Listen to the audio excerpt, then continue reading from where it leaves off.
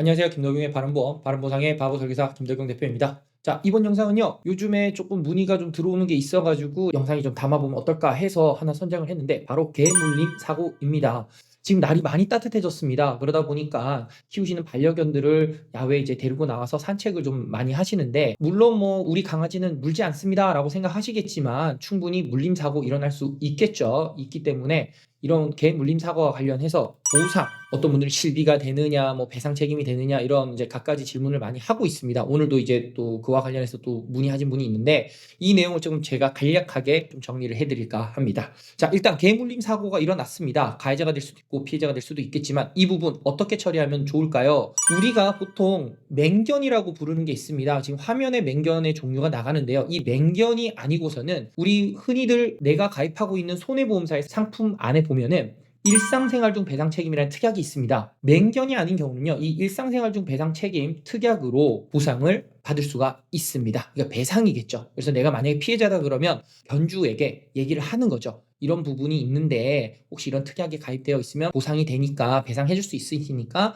한번 확인을 해달라라고 얘기를 하시거나, 가해자가 됐다 그러면 내 보험에 그런 게 있는지 살펴보는 게 제일 좋을 것 같습니다. 그래서 일상생활 중 배상 책임 특약 보상이 되니까 이 부분 확인하시고, 제가 앞서 맹견이라고 얘기를 했는데, 이 맹견 같은 경우는 맹견 책임보험이 따로 있습니다. 의무적으로 가입을 해야 됩니다. 그렇기 때문에 이 맹견으로 인해서 물림사고가 일어났을 때는 이 보험에서 보상받을 수 있으니까 이 부분 이제 생각하시면 될 것 같고요. 자, 그러면 맹견과 맹견이 아니었을 경우에는 각각의 이러한 방법을 통해서 이제 보상을 받아라, 배상을 해줘라, 이렇게 얘기할 수 있는데, 자, 중요한 게 또 하나가 있습니다.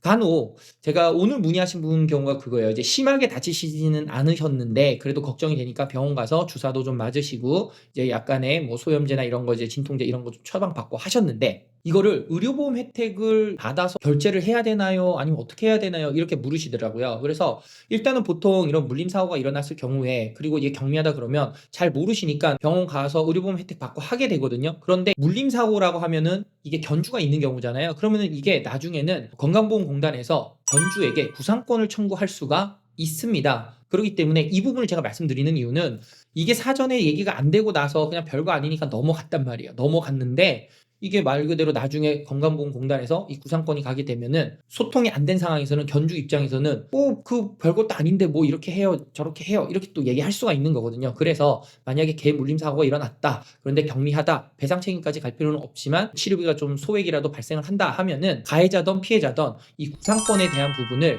조금은 인지를 하고 계시는 게 좋을 것 같습니다. 네, 이 부분이 어떻게 보면 가장 중요한 것 같아요. 뭐 아무 생각 없이 그냥 의료보험 혜택 받았는데 나중에 이게 구상권이 간다 그러면 사람마다 다를 수 있겠지만 기분이 안 좋을 수도 있습니다. 그래서 이 개물림 사고와 관련한 건강보험공단에서의 구상권, 이 부분은 꼭 한 번 더 인지를 하셨으면 좋겠다 말씀을 드리고 싶습니다. 자, 뭐 이제 강아지를 키우시는 분들 입장에서는 크게 뭐 웬만해서는 물림 사고가 일어나지 않기 위해 목줄도 하고 있고, 뭐 그리고 이제 나름대로 조치를 하실 거라고 생각합니다. 하지만 사고는 한순간입니다. 그리고 이런 사고가 일어났을 때 당황하지 마시고요.